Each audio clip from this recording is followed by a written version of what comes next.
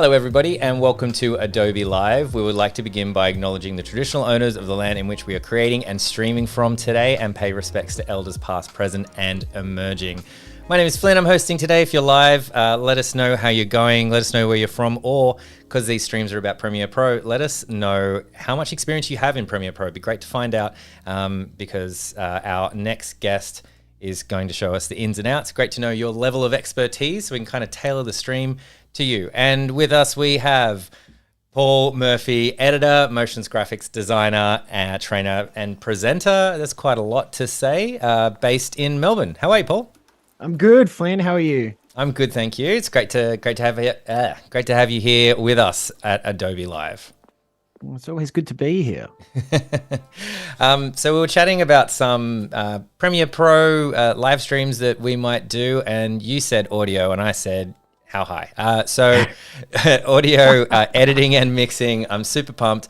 We were sort of chatting a while ago that I've done so much editing in the past, probably all the wrong way. So I'm going to ask you lots of silly questions because I'm a big fan of audio. And sort of learning new ways to deal with it because it's so important for content. It is, and oddly enough, like audio is my first love when it comes to editing. Right. When you talk to a lot of editors from my generation, a lot of them sort of came up doing editing in like camcorders. They did editing using VCRs, but when I was, I don't know, let's say I was 8, I was actually creating little radio plays by putting 2 cassette players next to each other and sort of doing an A and B edit that way. So that was my first experience of editing. And to this day, I do the editing. I spend more time on the editing than the picture itself half the time. And even just something as simple as like an editor's mix, something that is still going to go on to a proper mixer later on. I like to have my sequence sounding good because I find that like good audio can really help sell an edit as well. But I've certainly also used Premiere Pro for putting out like finished proper audio too. So it's very flexible in terms of what you can do with audio. Yeah. Well, it's incredible. I haven't done a lot of editing in Premiere Pro lately, so I'm keen to learn all about it. Where should we just get started? Should we share your screen and jump into it? As we do that, we transition over. If you have any questions, we are live. So preferred chat to use is Behance. That's the one we're keeping an eye on and I can see here. But also if you're on YouTube and you have any questions, share them there and hopefully we'll get to that as well. And I should also mention, no question is too deep. I do have stuff that I've prepared that we can go through and see if that can spark some questions. I'd love to hear your questions and your particular situations if you need any answers there. Nice. Very good. There you go. Perfect.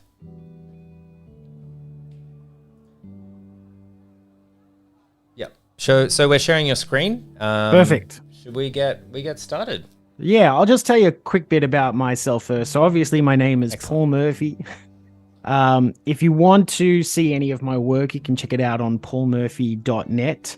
I also have a YouTube channel, which is called The Premiere Pro. And that's where I put up... It's kind of like therapy for me because I get all of these little workflows and tips while I'm working on my day-to-day job and I want to share them with people, so I put them up there. And also relevant to this, I actually do the Audition Essential training course for LinkedIn Learning, which used to be known as Lynda.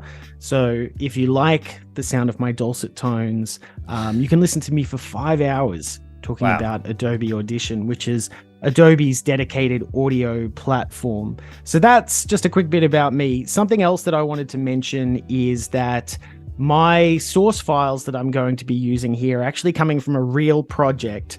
They're actually from this book here, which is Santa Doesn't Need Your Help, which was written by Kevin Ma, illustrated by Joe Can we see Data. the book again? I just switched to the camera. I was just a little bit too slow. There we go. Santa Doesn't Need Your Help. Okay, yeah, great. Which is a lovely book, and you've probably already missed it for Christmas, but of course Christmas in July is coming up. Narrated by Glenn Heroy, and I'm not lying when I say that I did this entire edit in Premiere Pro, including the sound mix. This is the actual project file here that I use for the sound mix. And after the book came out and the short film came out, which I did as well, We also did an audio book, and I did all of the mixing for that inside of Premiere Pro. And if I can give a quick synopsis, basically it's a situation you'd be familiar with, which is something that we see in a lot of Christmas films, is that a K-pop band shows up and says, "Hey, we're gonna deliver all the presents for Christmas this year." And Santa thinks to himself, hold on, every Christmas somebody comes and delivers presents. Right. Do people think that I can't do my job anymore? And so it's about Santa begrudgingly doing Christmas by himself without any help, and maybe learning that he's getting a bit old and that he needs a bit of help. So it's good for children, of course, but I think there's also a message for some of us old people in there as well. That's awesome. It's a great idea for a book. But yeah, I'll be using those source files in this session here. And this session is going to focus on audio editing, which is an unusual term, but we're going to basically be talking about everything from the beginning to the end of the edit. And then in the next session that we have coming up, we're going to be talking about the mix as well, which I know. Should we just kick off with like what the difference is between those two things? Well, one of them is very easy to define. The other one's less easy to define. The mix is easy. It mixes once you've got everything in there on the timeline, then it's about finding those levels, that balance between everything, making sure that the dialogue is all the same level throughout, and making sure that your music and everything sounds right. And maybe a little bit of effects work as well to sort of optimize it and make it sound as good as possible. In terms of the editing, I'm sort of making that everything else. So in terms of getting your files into Premiere, setting them up the best way possible for the work going forward, and then starting to work with them on the timeline, because there are certain things you need to know about working with audio on the timeline, adding things like fades, adding things like volume adjustments. And then if we've got time, I've got some effects to go through as well, because sometimes part of the edit is actually being able to go in there and do those effects in real time to get a sense of whether something is working or not. Cool. That sounds great. Yeah.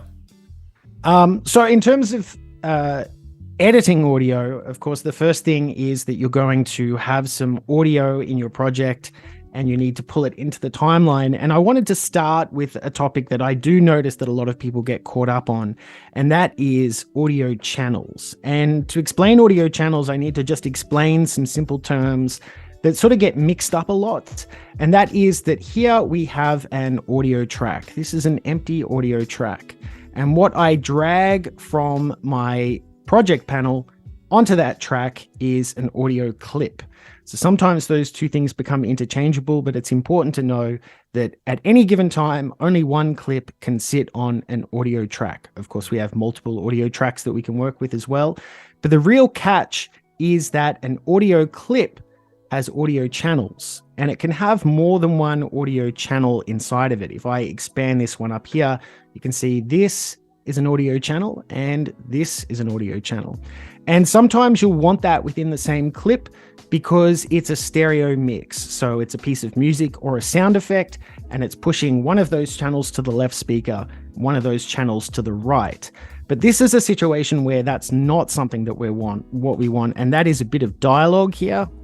There are so many books about Christmas, and the only thing better than the magic of reading is the magic of not reading. Now, hopefully this is being shared to your speakers in stereo. What you might notice is you're hearing two slightly different recordings of the same piece of dialogue there. And if you look at my meters over here, you can see the left and right meter. So many books about Christmas are moving at different levels. And that says to me that what I'm hearing is two separate microphones. In fact, if I bring this up in my source monitor using the shortcut F, you can see that this channel here is being sent to the left. This channel here is being sent to the right, which is great for music, not good for working with dialogue, because with music, I'll use something like my volume slider here to turn the music up or down. But here, maybe I want to turn one of these mics down, turn it off, something like that. I can't do that here because I only have one clip with one set of controls. And that's the thing about what we're working with here, which we call dual mono, is I actually want to separate these out so that we have a separate clip for each channel of audio here. So in order to do that, what I need to do, and I should also mention, Premiere is doing this by default. If you're using the default settings inside of Premiere Pro, if there are 2 channels in a piece of media, most of the time it's going to bring it in as a stereo clip. But if you need to change that, what we can do is go up to our project panel, and you can do this for multiple clips at the same time as well. We can go up to the clip menu. We want to go to modify audio channels. There's a much handier shortcut there, which is Shift G. And when we look at this here, we can see that our clip channel format is stereo, which means it has 2 channels inside of the clip, and the number of clips is 1. And you could get around here and start sort of playing around with these settings, but I find that the easiest solution here is to just go into your presets and say, this is not a stereo clip, this is a mono clip. And automatically now it's going to make the channel format of any clips associated with this media to be mono. So 1 channel per clip, and we're going to have 2 audio clips there. I'm going to click OK on this. I get this terrifying wordy message that most people just go, okay, don't worry about that. Right. But really what it's telling me is anything that I've already added to my timeline will not be changed. It's only going to update this to something new that I drag from the project panel. Okay, interesting. Yeah. I'll click yes on that. Now I'm going to drag the exact same clip into my timeline. I'll just reset my source assignment as well so I can make sure everything's coming in. I'll drag that in, and as you can see here, exact same clip, but now we have 1 channel on this clip and 1 channel on this clip. And what that's doing is rather than sending each of those channels to the left or the right, it's sending both of them to the left and right, or what we would call panning center, so that it sounds like this. There are so many books about Christmas, and the only thing better than the magic of reading meter here is moving in unison. Of not reading. Now that still sounds a bit phasey to me, and that's because really in a situation like this, you're only choosing 1 mic that you want to work with. And more often than not, if you've got like a boom or a lapel, you would choose the boom over the lapel unless there's something wrong with the boom recording. So you can hear, there are so many books about Christmas. That's our better recording, I would say. And here, I think this is our iPhone recording. There are so many books about Christmas. Yeah, so it's got much more, huge difference. So I would say probably in this situation, I would, now that I have separate volume controls for each of these channels, I would just turn this all the way down. There are so And maybe I want to keep this clip here because afterwards I'm going to pass it on to a sound mixer who will want that and be able to use it as a reference or something. But what I could also do, because the channel up the top sounds a little bit lifeless to me. There are so many books about Christmas. Maybe I want to mix a little bit of that room sound back in. There are so many books. Maybe even a little bit more. There are so many books about Christmas. Just to give it a little bit more space to it, if that's the sort of look that you're going for. But that's an important thing to remember. At the start of the project, it's always good to get your audio channel set up right, because trying to do it after you've already added everything to the sequence can be a little bit of a nightmare. So good to keep that in mind. All right. I got a couple of questions. If you Sure, don't sure. mind. So is there any reason for audio that you would want it as stereo, or is generally from an industry perspective, it's like speech should be not stereo? Yes, there is absolutely a reason why, and that is music. Is if I drag music in here, I always want just 1 control for the left and right. There's no world that I can imagine where I'm going to want to adjust the left side of a piece of music different to the right side. So music is important, and sound effects as well. Now here is where you sort of have to ask yourself the question, well, how often do I bring in one over the other? Because you can actually change this default. So if you go up to your preferences, so I'm going up to Premiere Pro preferences, and you can get to this through the edit menu if you're on your PC. We want to go down to the timeline settings here. And you can see here where we have default audio tracks. You can say if it comes in and it's stereo media, meaning it's got 2 channels, I can actually say, well, anytime something comes into this project that has 2 channels, I want it to come in mono. So you will actually skip that step of having to change this on the way in. That was my follow-up question. Yeah, great. There you go. And that, if what you find you're doing throughout your day is bringing in dialogue a lot, then I would say yes, go with that. But what I find in my own work is that I'll bring in dialogue once on a project, but I am constantly bringing in music and sound effects, like throughout the whole editing process. So I would rather that it's automatically determining 2 channels as stereo and it brings it in that way. And then I change dialogue once rather than having to change my music every time it comes in. So for me personally, I prefer to stick with those defaults there. Important to remember, this is only affecting media, new media that's coming into your project file. It's not affecting anything that's already in there. So you have those options to change there. So that's audio channel. The other thing that's important to remember when you've got media coming into your project is that a lot of the times, especially when something's recorded at different times, is that they will come in at different levels. So I've got a recording that was recorded on different days, and you can hear that one of them is louder than the other. The workshop was busy. The tension was mounting. 'Cause Christmas was coming. Just 2 days and counting. So we need to get it so that these 2 things sound the same. And maybe you're one of those people who the first thing you'll do is you'll reach for your volume slider, start moving this around to get something right. My personal opinion is I don't touch volume sliders until much later in the process. For me, volume sliders are about finessing audio, especially for keyframing audio. But when it comes to actually getting like that original signal to the right level, you want to start playing with something called gain. And you can adjust the gain of all of your clips at once. So I'll select all of my clips, and I always use the shortcut key. So I'm going to have to remember where this is in the menu. I'm going to go to clip, audio gain. The shortcut is G. So you'll notice that before our audio channel shortcut was Shift G. Here to get to audio gain, the shortcut is G. And here we have the ability to, with all of our clips selected, we can adjust the gain by. So maybe you want to just keep adjusting it by 3 decibels, keep pushing it up 3 decibels, or you can set the gain to a specific number. So you could say, set all of these to 3 decibels. But probably what's most useful in our situation here is the option down the bottom, which is normalize all peaks. And that means that it will find the highest peak, the highest waveform in each individual clip and make sure that they're all hitting the same number. So maybe I want to make sure that the loudest peak in each clip is something like -6 decibels. You can see that it's brought this clip down, it's pushed this up, and I'm going to guess that that's the loudest peak there, and that's the loudest peak there. Let's hear how these sound. The workshop was busy. The tension was mounting. 'Cause Christmas was coming. Just 2 days and counting. It's not bad. I do feel as though the second one is still a little quieter. And this is an interesting thing to understand about sound, is we don't perceive loudness based on the highest peak. So if you have a file that's hitting -6 all the time, and then you have another file that only hits -6 once, you're going to perceive that second one as being much softer. Imagine if one of these clips had like a clap at the start of it, then that becomes the highest peak. But maybe all of the dialogue after that is quite soft. So there's actually a much better way to calculate these levels that doesn't require any calculation at all. And that is to select them.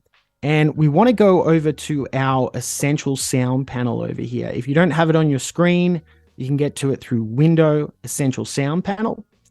You want to assign these clips, the selected clips, as dialogue.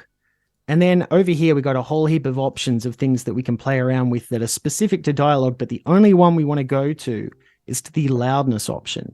And this has the option to auto match all of these.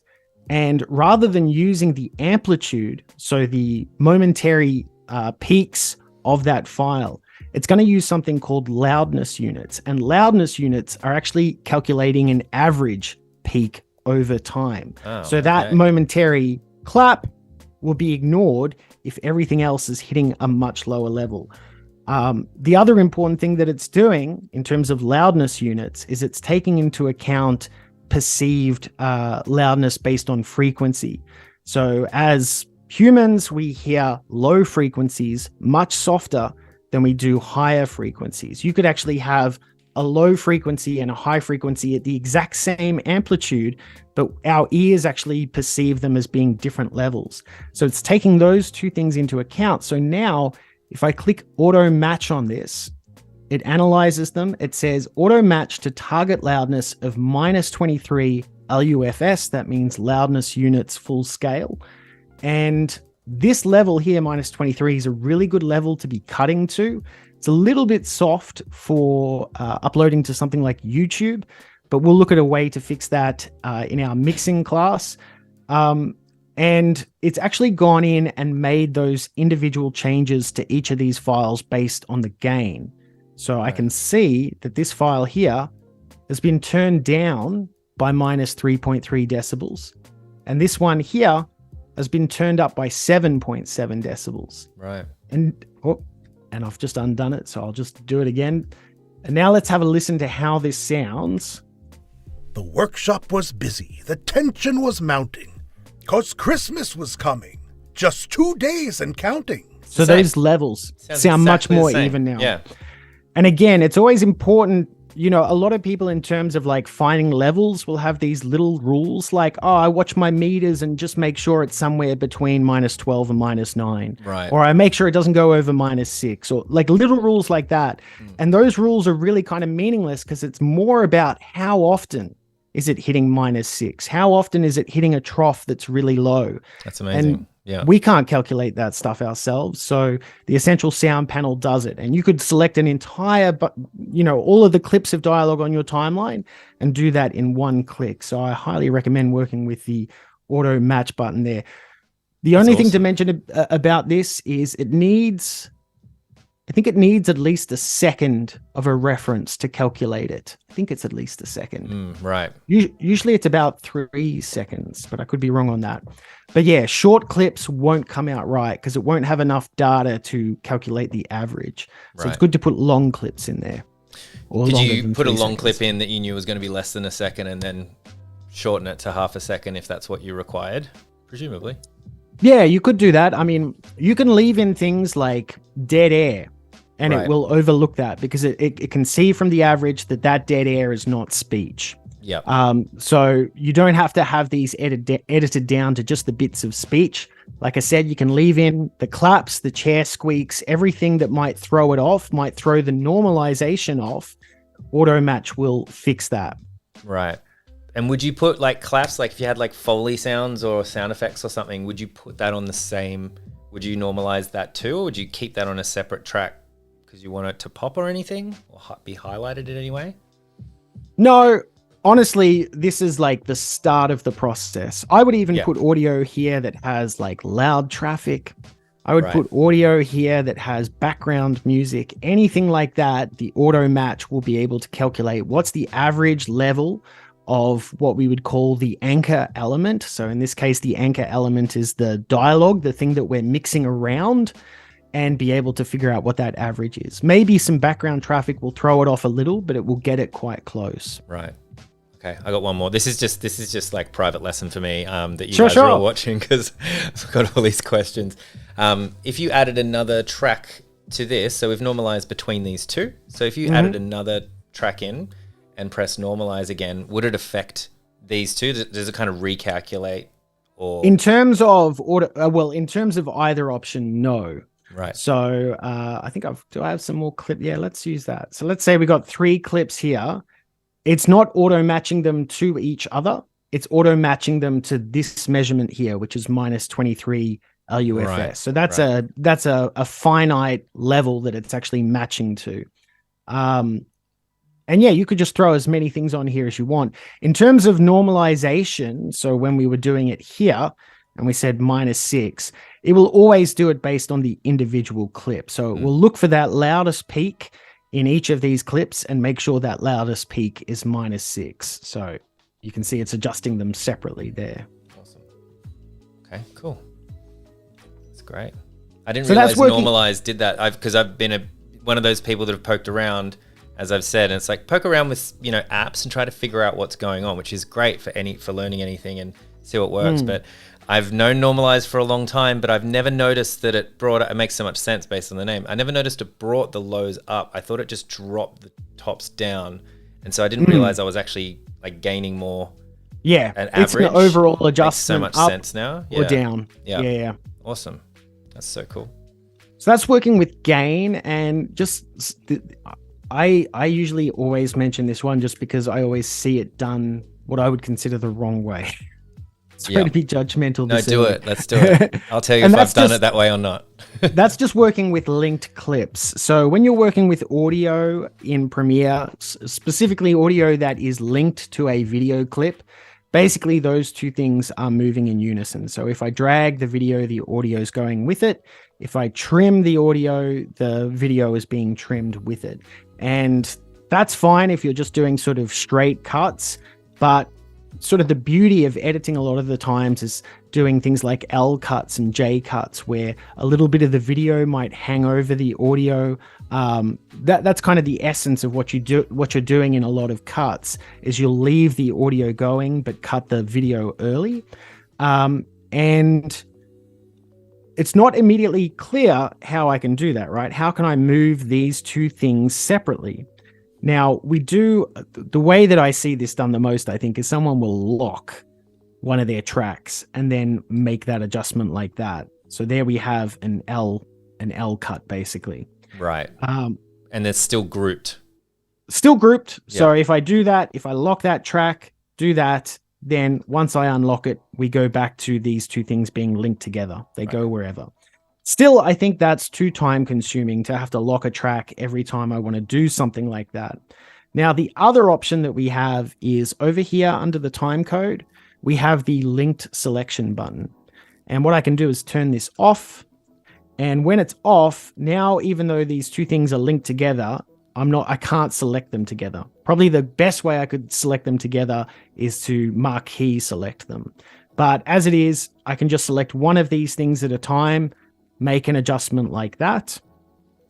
That terrifies me personally as someone who's constantly looking out for sync issues, because all it takes is one misstep with the mouse and suddenly your audio's out of sync. And I can see it's out of sync because I get those little red squares there. So that's certainly an acceptable way to do it, but I find that the best way to do it and protect the sync in your timeline is just to use a little shortcut. And that shortcut is the Option key, or if you're on a PC, you'll use the Alt key. And when you hold that down, that means that any trim that you're making or any adjustment or movement is going to temporarily break that link. So now I can actually just adjust the video like that. But once I've released that Option key, these go back to being linked together. So I'm not going to fall into the trap of accidentally moving these two things out of sync. That's awesome. That's great. I did not know that existed. And I've definitely clicked the linked or unlinked them accidentally and had to do a whole edit, like just not realizing. I'm like, why is Premiere doing this to me today? Because I've obviously pressed the button at some point. And it should become muscle memory. It should become muscle memory, because the idea that you have to lock a track every time you want to adjust one thing, or you should have to click and unclick this button every time, bores me to tears. But the idea that you just reach for that Option or Alt key when you want to make a change like that, and then when you release it, you're back to linked, is the best way to do it. And that doesn't just apply to our trim tools there as well. So for example, if you want to use something like the rolling edit tool, so rolling edit will roll that edit point around. Now what I can do is actually hold down the Option or Alt key and roll just the video, but not the audio. And that's how you start to get some really nice editing effects. Yeah. Maybe if you want like B-roll to go over the top of something. So linked selection is a really important one when you're editing audio that is linked to video. That's great. Hey, we got another question from chat from Darth. If you have a super short clip from the same source, can you auto match a long one to get a gain reference, then use the gain window to manually match them? Absolutely. Absolutely. So after your auto match has been done, that gain window is fair game. You can do anything you want with it. So maybe you used auto match to get everything to the same level, but you still want to push everything up a bit. You could select all of them and choose adjust gain by and just push everything up 3 decibels. Or you could go into individual clips and say, well, actually, let's add 3 decibels to that or something. So it's all up for changing after the fact. Right. If you do have like a really long clip that you're ultimately going to cut up, I find just throw that on the timeline and auto match that, because it's calculating averages. It's going to be a good reference point as well. But absolutely, if a small clip isn't coming in quite right, a short clip isn't coming in quite right, you can always fudge it with the gain adjustment afterwards. Yep. Cool. Great question. Thanks for the question, Darth. If anyone else has questions as we're rolling along, don't hesitate to ask. If they're specific or anything, don't worry about it. Just throw them in chat. I can take anything. Throw them at me. I've got a whole project file here we can use. So moving on to the actual editing of things in the timeline, this is something that is really important to me because I do a lot of my own music editing and I do a lot of my own dialogue editing as well. And one of the other things about working with audio in a video application, something that you run into very quickly is, I've got a piece of music here and I want to cut this down. Now, let's say I want to make a cut on this beat here. So I'm going to get as close to that beat as I can, and I can't quite get there.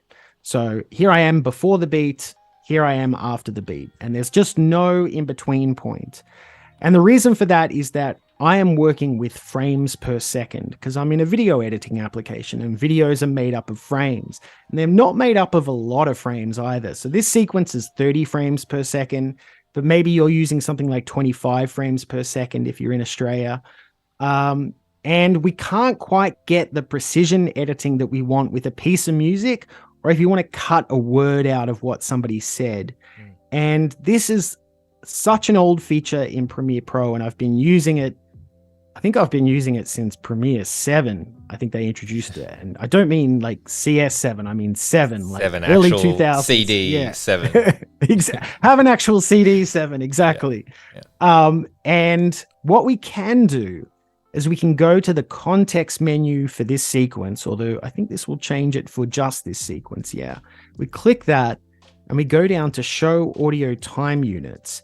And when I do this, take a look at what happens to this time code across the top here. When I click this, suddenly all the time code has decimals. And the reason for that is that audio is not made up of frames per second. It's actually made up of samples.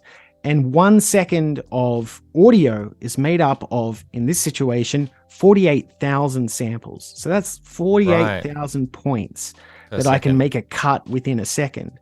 You compare that to video, the video in this case, there are only 30 places I can make a cut within a second, but here there are 48,000 different places that I can make a cut. Wow. And you'll find that once you've switched to audio units, now I can actually zoom in even closer than I could before. And I can get real close to that cut point there. Keep zooming in. You get right down to that level there. That's starting to look a bit more like Audition. That kind of squiggly line. Yeah. And incidentally, one of the best places to cut audio is at a place that's called the zero crossing point, which is where it actually goes down, where the waveform goes down to zero. That's the best place to cut where you won't have any kind of audible glitch or anything like that. You won't need to put any kind of transition here to hide that cut. What did you call it? The zero crossing point. Crossing point.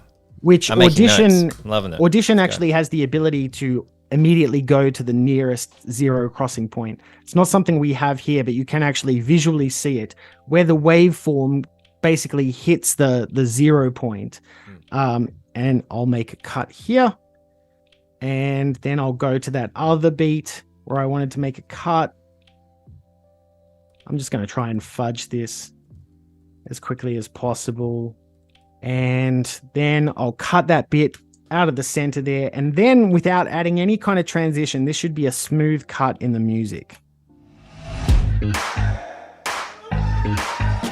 wow. This is a perfect cut. Yeah. So important to remember that if you are cutting just audio, you can even do this with audio that's linked to video, but it becomes a little trickier when you're moving the video around. But especially when you're cutting just audio, you can get really fine and precise in what you're doing. The other great thing about working with audio units is if you have scrubbing turned on, scrubbing, the shortcut is Shift S, is you can really scrub along the waveform and really sort of find exactly where you want to go. So like if I wanted that hi-hat there, not hi-hat, snare, sorry, I can hear it starting right there. Right. Whereas when you're doing this in frames, you'll hear that there's a little bit of gaps in between those. You can't quite get it as precise with those gaps in between each frame. Wow.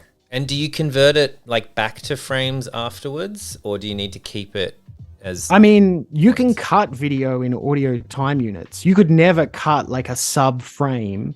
And it actually like, it will get very frustrating as well, because when you are in audio time units, the keys that you would use to move to the next frame are just moving to the next sample. So I'm actually moving forward one sample at a time here, but it doesn't look like my playhead is moving at all. So if you're doing that with video, it can get kind of frustrating, but it's never changing any kind of... it's never actually changing in the way that you're cutting. It's just allowing you access to those samples as a measurement rather than working with frames. Oh. And this is the way that I've been cutting music for the last 20 years. And also the way that I've been cutting dialogue for the last 20 years. But there's two new features in Premiere Pro that make this insanely easy. Absolutely insanely easy.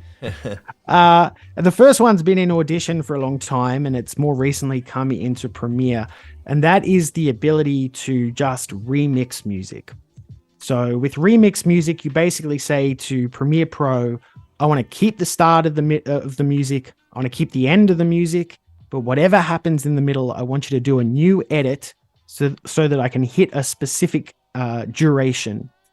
And in this timeline here, I have this clip is how long I want my music to be. So it's 29 seconds, but my music is much longer than that. So it's like a music track, and you've got that's a video clip that you're talking about the duration. Exactly. Okay. So I want the music to just last the duration of that video clip that I have highlighted, the orange one here.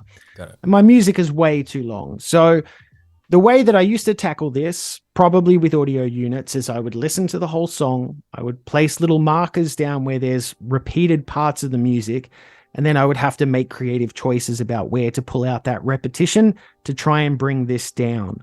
But we have a tool in Premiere that will let you do that and have those creative options, as well as what kind of a cut do you want. And the way to do that is to go over to your tool panel, and underneath the ripple edit tool, right down the bottom, we have the remix tool. And this is relatively new. I think this has maybe been the last 2 versions of Premiere, maybe a bit more. What you want to do is select the tail of your clip, drag it down so that it's the duration of that video that we have there. Let go. It's going to analyze that music track, look for those repetitions, and then give me a new cut based on that duration. This was amazing when when Audition brought it out in 2015. It's still amazing to watch now. I still can't believe it just did that quickly. Wow. So what we have here is a clip that is, it's the same clip. It's got the same start and end, but wherever you see these jagged lines is where the algorithm has made a decision that it's going to cut it out. So we can listen to how this sounds, see how this sounds smooth, and keep close attention to how this sounds around these cut points. They could step in. So let's just listen to the music.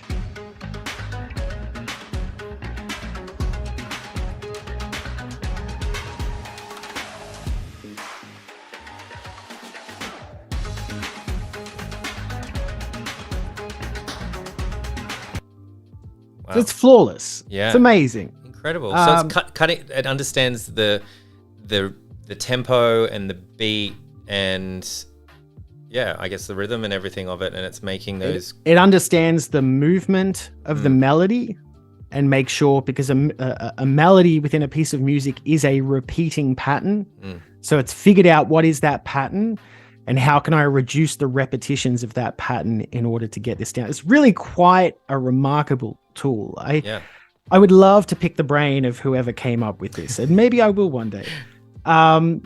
if we want to get a different variation on this, maybe we weren't entirely happy with that cut, we do have the option to play around with it a bit. So if we go over to our essential panel over here, after you've set something up to be adjusted with the remix tool, we can see here that the target duration, what I asked it to be was 29 seconds and 13 frames. What it gave me was 32 seconds.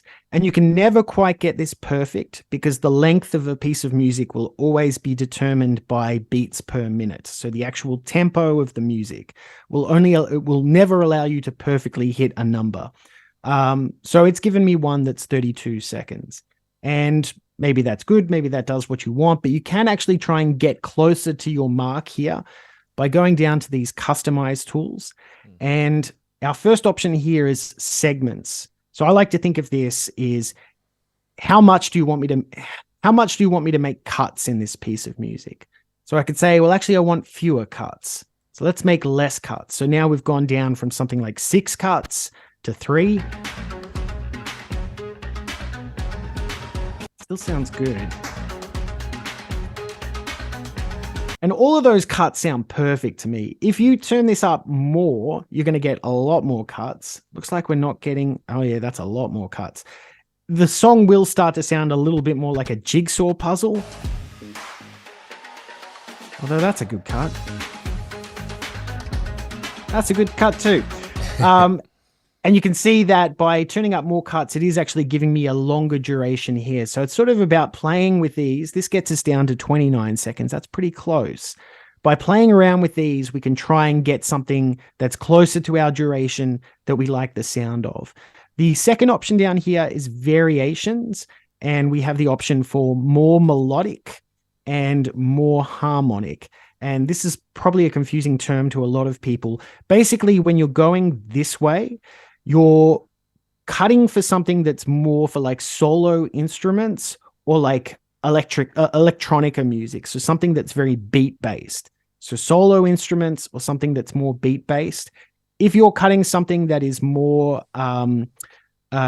orchestral or maybe like a band, like a rock band, you go more towards the harmonic, it's going to give you variations based on this. And my understanding of this is all based on how it's determining the rhythms and the patterns that underlie the music. But really, you just play around with these sliders until you get something that you like. Yeah. That's awesome. That's amazing. I didn't know that existed in Audition or Premiere Pro. Certainly not Premiere It's magic. Pro. It's magic. Absolute magic. It really is. Yeah. And a good additional feature in in Audition that we don't have in Premiere is you can actually right-click this in Audition and say, okay, now give me the cuts instead of like these imaginary cuts. So we'll actually break the clip up into cuts. Wow. Right. So if you do need to send this onto Pro Tools, if you send this onto Pro Tools won't know what remix is. But in Audition, you can say, no, don't give me the remix, give me the cuts. Yeah. And then you can send that onto Pro Tools. Wow, incredible. That's amazing. So that's in terms of editing music. And like I said, 2 big tools in Premiere this year related to editing music and editing dialogue that will revolutionize the way that I cut these things. And in terms of editing dialogue, we have a new way of doing transcriptions in Premiere. Whereas in the past, transcriptions were done on the sequence level, which meant that as soon as you started moving things around on your timeline, that transcript would fall out of sync with your clips. Now transcripts are tied to the clip. So I have a bunch of different takes of the same reading of a line here. And when Christmas Eve came, he was ready to go. And you can see over here on the left in my transcript panel that I've already transcribed this file and it's tracking the words here. And the great thing about doing it on the source file level is it means that I can actually start making cuts using this window and the transcript will automatically update. One thing that I should mention here as well, that I have learned from years of dialogue editing, is that there are certain words that are good to cut on. And those are words that start with B, like but, C, K, D, D, G, G, and T, T. These words all these words all have like a sharp attack on them. You can actually, if you look at their waveforms, there's a little drop of silence and then they have a really sharp attack on them. So they're the best words to cut on. So and that's good to keep in mind. That's what you mean. You mean just before. Just before. Because we take a breath to like kind of thing. Like exactly. So there's a little, okay, great. Didn't know that. And it's good to keep that in mind when you want to start cutting up your transcript here, because I can promise you, if you start cutting on something like a W, it's not going to quite cut right. And that's because the way that we write words on a page makes them look like they're individual words. Like there's a space in between each word. But the way that we actually say them, the sound of the letter before will always influence the sound that comes after. So that's why it's better to cut on a word that has a sharp attack rather than one like a W, which sort of has like not much of a waveform at the start of it. A W sort of ramps up, whereas a T has a sharp attack at the start of it. Wow. So if I wanted to start cutting this down and choosing my takes, maybe I'll cut on this C for came here, and then I'll go down to the next came down the bottom, and I'll just press delete to delete that. So this is just like editing a Word document. And then maybe I'll go to but and cut to the last take of but. So I've combined 3 different takes here, and it should sound pretty smooth. And when Christmas Eve came, he was ready to go. But a few minor things made him move a bit slow. So it's a pretty good rough cut straight away, just using words. And it makes it a lot faster, because in the past, what you'd have to do is you'd have to scrub to the point where that word starts, find the next word, scrub to that, and make your cuts that way. I find cutting with text in front of me is just a much easier way to get like a bird's eye view of what I'm trying to do. Yeah. You'll also notice there's some silences in there that shouldn't be in there. And we have a great way to detect those silences. If I look over here in my transcript, these little ellipses here are all telling me that they're unusually long silences. That's 7 seconds. And I can actually get rid of them just by clicking them. And you'll notice that it selects it in the timeline here. And if I use the shortcut Command or Control X, it's going to excise it out. So I can quickly get rid of those overly long silences just by selecting those ellipses and then deleting them. So I get a nice quick cut there. Oh, cool. And when Christmas Eve came, he was ready to go. But a few minor things made him move a bit slow. Nice quick cut of dialogue. Very cool. That's amazing. So that's pretty new, and I love it. And you can like search for dialogue as well. Like obviously we're using a short piece of dialogue there, but if you've got a 1-hour interview with someone and you've done multiple takes for question, I did something like this towards the end of last year, and this wasn't out of beta, and I didn't know it existed. And my goodness, it would have saved me some time. Yep. And I don't know, like if you're recording the audio, you even might put in take 1, number 2, take 1, number 3 or something maybe, or some sort of word that you could just instantly search for. If you know that that was the good take, you write it down. And then when you get into the editing room, you just go, great, I just know that was the best take we got, etc. It's funny that since Premiere has introduced this tool, I feel like on TV, I'm seeing more quick cuts of people saying the same word over and over again. Oh, really? Like in AI today, in AI today, in AI today. And you know that that's because a tool like this has allowed somebody to get like, hours of footage and just go, show me everywhere where somebody said in AI today. Right. And be able to do those quick cuts. I see what you mean, yep. So you can see that the tools are starting to sort of influence the sort of cuts we're seeing more often as well, which is kind of cool. Yep. But yeah, in terms of documentary editing, that's a dream. That's an absolute dream. Yeah, incredible. Yeah, it's incredible stuff. And you can use these. We're talking about audio today, so we probably won't get to it. But it's crazy. You can use these to create captions as well on your video and closed captions, and you can edit the captions to make them look however you want as well. It's a pretty crazy feature. I'm actually recording, I'm editing a documentary at the moment where the source audio is awful. So I actually use this to transcribe the audio, and then I will automatically generate captions. So I have them on the screen. So I'm not going, what did he say? Oh, Like I can actually see it doing as I'm captions editing. for yourself for the For editing myself, process. yeah. No one will ever see them. That's amazing. I never in a million years would have thought that would be something. But of course, you can do it so quickly now. Yeah. And just automatically pop them in and go, great, this will make my life just so much better. Yeah, Oh, and it actually sort of helps. I find it helps with me think about what people have said and what they said just before and what they say afterwards as well. Sort of keeps the words in my head a bit longer. Yeah. Oh, that's great. I'll let you know. We've got about 5-6 minutes left, so I don't know if you have time to show one or two more things, let's make it a good one. All right. Let's make it a good one. Probably can't do a poll, can we? I'm choosing between what's important and what's fun. Let's end with fun. We've got tomorrow as well, so let's end with fun today. That's my vote. Okay, let's end with fun. All right, let's talk about some effects.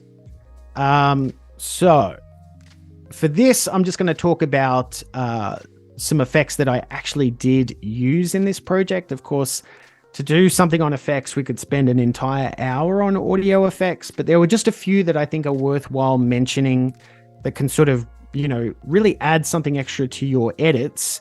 One of the simplest sort of effects that you can use in an audio mix is panning. So here I have the sound of a helicopter flying in, and I don't want it to just be in the center on both speakers. I want it to feel like it's flying in from the left and then moving into the center. So I've got this effect here.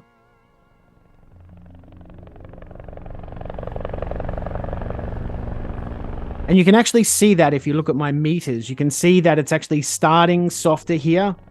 And then these two start to meet each other in the middle. Yeah, I've got headphones on, so I can hear it coming in from this side and coming across exactly as you said. Yeah. And the way to do that is very simple. We've just got a panning option for each audio clip here. This is an intrinsic effect, so it doesn't need to be added. And all you want to do is, I'll start from scratch here. I turn on the keyframes here, and we're in the center. This is set to 0, which is the center. So minus 100 is to the left, and 100 is to the right. So then I'll just back this up a bit to where I want it to be off to the side a bit. I'll just slide this down, and now it's automatically created another keyframe that's set to something that's more to the left. And then I get that feeling of it creeping in. And that's really good when you've got something like dialogue, because dialogue is always mixed to the center.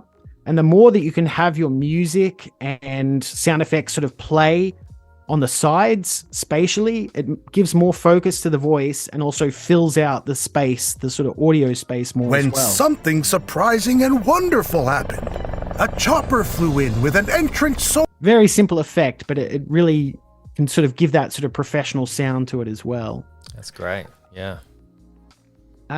This effect here that I'm using is actually EQ, and EQ is usually used for making a voice sound better, but EQ can also have creative purposes as well. So EQ is, rather than adjusting the overall volume of a sound, you can actually turn up the volume of individual frequencies. So you think about the low part of somebody's voice, the high part of somebody's voice, adjusting those frequencies individually. And here I had this K-pop band come in, so I wanted them to sound like they were speaking through like a speaker or an intercom or something. To replace Santa Claus. We'll go out tomorrow with sleigh and reindeer, deliver the presents, save Christmas this year. So I've actually added an EQ effect there. And if you're not very familiar with EQ or playing around with it, this is made really easy with the Essential Sound panel. So if I go over here and assign this as dialogue, and we won't worry about loudness at the moment, I'm going to go down to clarity. And here we have the ability to turn on the EQ. We have a whole heap of different EQ sound effects here. And incidentally, if you just want a voice to sound good, this subtle boost female and male is really good. Oh, cool. And it's just going to add a bit more clarity to somebody's voice. But I think maybe the one that I might have used here is like intercom. And I can see from the graph that it's showing me here that it's basically turned down all the low frequencies, gradually turned up the medium frequencies, turned up the high frequencies a lot, and then sort of clamped off the signal after here. So we have something like We'll this. go out tomorrow with sleigh and reindeer. Deliver the present. And That's, this is a... I'm going to have to call it because we're actually going to run out of time and I don't want us to get cut off. I want to plug tomorrow's show. So we will be back with Paul going into the mixing. Same time, so it's 1 p.m. In Sydney, Melbourne. Might be a different time where you are, but it's the same time as today. Thank you all for joining us. And Paul, thank you so much for everything today. Worries. It's been, I'm obviously a kid in a candy shop with this stuff. I love it. It's great. We'll see you all tomorrow. We'll see you then. Bye.